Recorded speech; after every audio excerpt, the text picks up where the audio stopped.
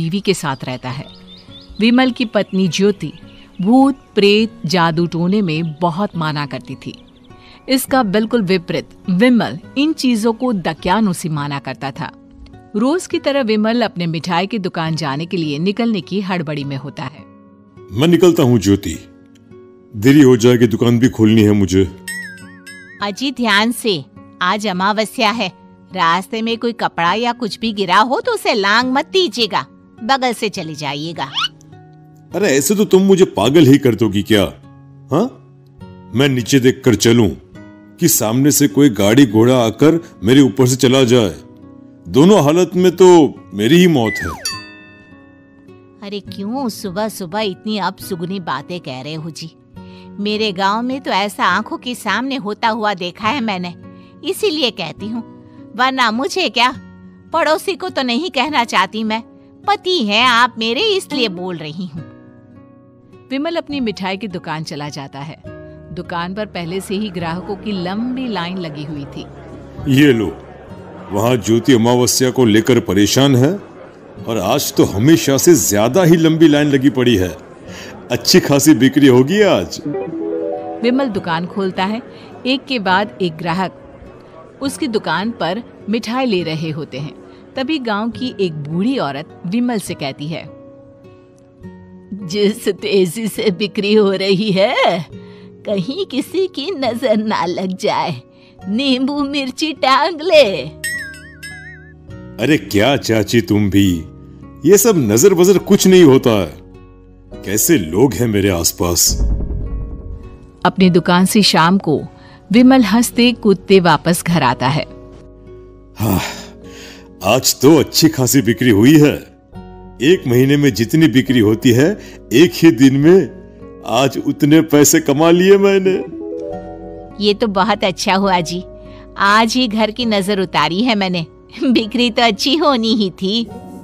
अच्छा, तुम खाना लगा दो, सारा माल बिक चुका है। मुझे शहर जाना होगा, कुछ चीजों की जरूरत पड़ेगी। रात भर मिठाई बनाऊंगा, तब जाकर कल सुबह दुकान खोल पाऊंगा। खाना खाकर विमल शहर जाने के लिए निकल पड़ता है। सुनिए जी, ध्यान से जाइएगा, चौरस्ते पर किसी जादू टोने की चीज पर पैर मत रख दीजिएगा। हे भगवान, हद हो गई ज्योति, ये तो मैं जा रहा हूं। विमल गुस्से से शहर जाने निकल पड़ता है। रात का काला घना अंधेरा, चांद की एक भी किरण ना होने के कारण अंधेरे में कुछ भी देख पाना मुश्किल था। जंगल के बीच के एक अधकच्चे रास्ते से विमल जा रहा होता है। चारों तरफ गुफ अंधेरा और सन्नाटा सुनाई दे रहा था, और सुनाई दे रही थी विमल के पैर के नीचे आ रहे सूखे पत्तों की आवाजें। तभी अचानक दूर से उसे कुछ आवाजें सुनाई देती है। अरे, ये इतनी रात को जंगल के रास्ते कौन जा रहा है? शायद कोई टोली होगी। राम नाम सत्य है, राम नाम सत्य है, राम नाम सत्य है, राम नाम सत्य है। धीरे धीरे आवाज कुछ कुछ सुनाई पड़ती है। आवाज धीरे धीरे और नजदीक आती सी लगती है। विमल देखता है कि उसके सामने से सजी धजी सफेद कपड़े में लिपटी एक अर्थी निकल रही है, जिसके साथ 5 लोग ही थे। 4 आदमियों ने उसे कंधा दिया हुआ था। एक मटका लिए आगे आगे बढ़ रहा था। विमल के बिल्कुल सामने आकर अर्थी रुक जाती है। उसमें से एक आदमी विमल से कहता है, अरे भाई, जरा अर्थी को कंधा लगाना, मैं बहुत थक गया हूँ, बड़ी मेहरबानी होगी। हाँ भाई, कंधा तो मैं लगा दूं, पर रात को 12 बजे ये शव यात्रा, इस समय कौन अर्थी ले जाता है? तभी विमल को ऐसा लगता है कि शव में से आवाज आई। ये आवाज। मजबूरी है भाई, आप कंधा दीजिए, मैं रास्ते में सब बताता हूँ आपको। विमल अर्थी को कंधा दिए चल रहा होता है कि उसे ऐसा लगता है कि हाथ में मटका लिए जो आदमी शव के आगे चल रहा है, उसके पैर उल्टे हैं।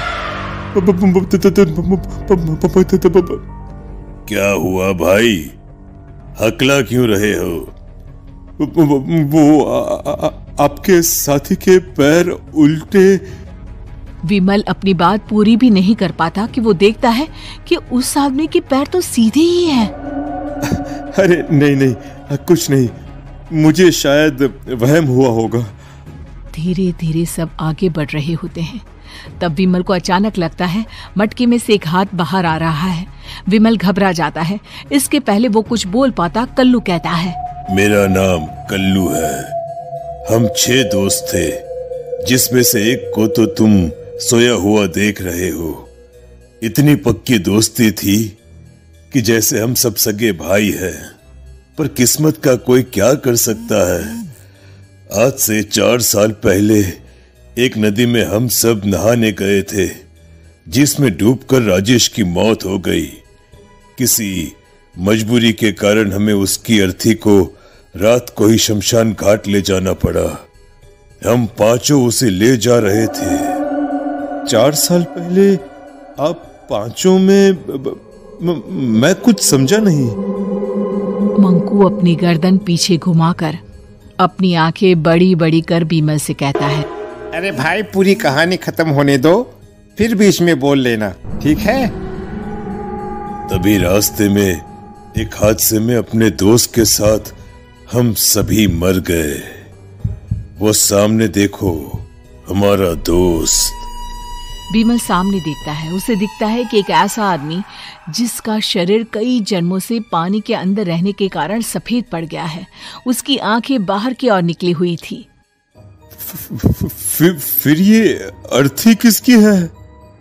अर्थी के साथ के लोग अर्थी को नीचे रखते हुए एक साथ विमल की ओर देखते हुए कहते हैं, तुम खुद ही देख लो। विमल शव पर से सफेद कपड़ा हटाता है। शव की जगह खुद को ही देखकर विमल के होश उड़ जाते हैं। वो शव विमल की ही थी। पलक झपकते ही विमल उस अर्थी की जगह पर होता है। 6 के 6 दोस्त उसी तरह अर्थी को उठाकर चलने लग जाते हैं। राम नाम सत्य है। राम नाम सत्य है। राम नाम सत्य है।